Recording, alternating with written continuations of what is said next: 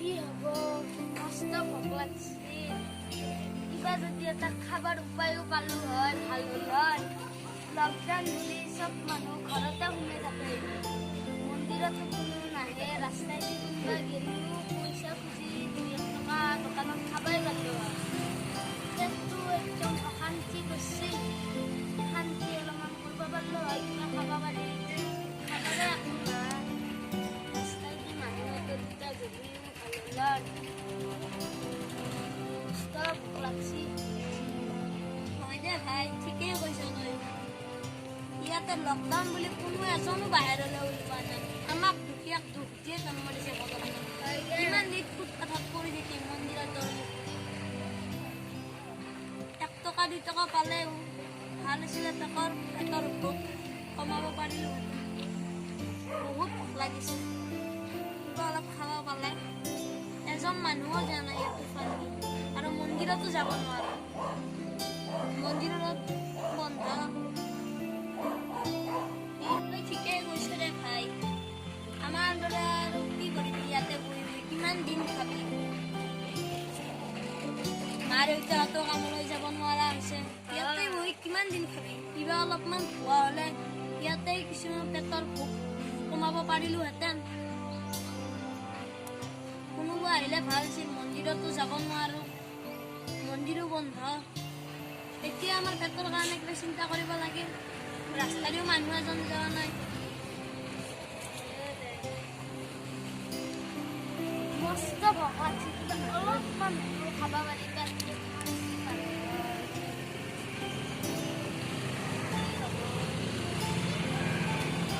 ভগৱানে দুখীয়াক দিয়ে আৰু ধনীক দি জন্ম দিছে ভাই কি হ'বি আমাৰ দুখীয়া মানুহক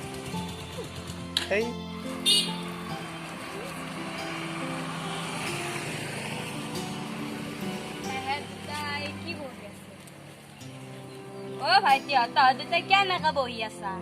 আমি বহুত দিনৰ পৰা খাবাই পোৱা নাই সেইকাৰণে আজি মন্দিৰতে কোনোবাই যদি আহে তেতিয়া 2 টকা খুজি কেনে দোকানতে খাব পাৰিম কিবা মস্ত ভোক লাগছে আমাৰ মই বেলেগৰ ঘৰৰ পৰা কাম কৰি আহিলো অলপমান কিবা দিছি খিৰি অলপ তহঁতক দেও ৰ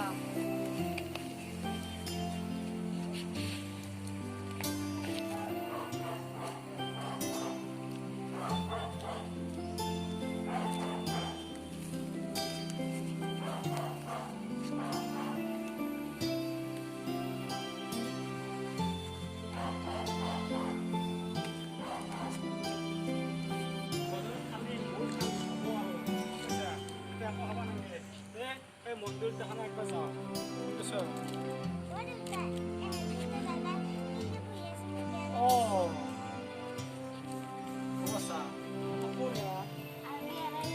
নাম কি পঢ়া শুনা কৰা নাই আকৌ এনেকৈ পুত্ৰত বহি আছা মাৰে এটা গম পাই নে নাপায় আমি খাবাই পোৱা নাই খাবই পোৱা নাই বাচ্চা কিয় হয় আমাৰ মাই দেউতা এটা কাম কৰিব পৰা নাই খাব পৰা নাই হয় নেকি হয় দে বাচ্চা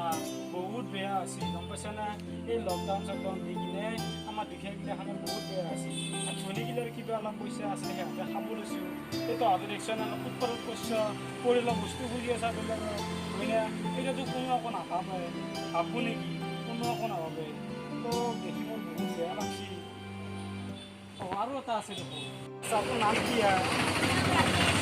ৰাকেশ পঢ়া শুনা একো কৰা নাই কিয় বা মাৰে তোৰ পঢ়িব দিয়ে না বেয়া লাগে তোৰ কথা আনি শুনি নাই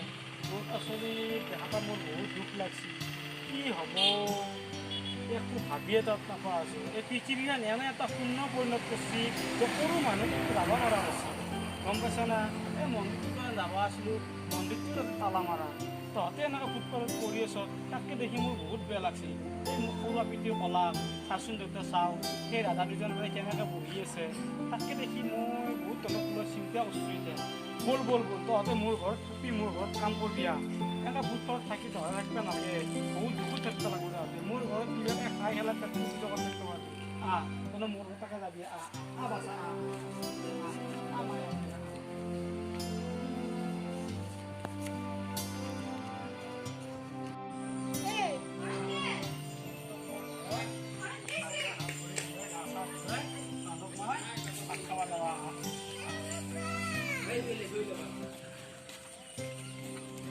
দাদা দাদা বুলি মাতি দে তই গম পাইছ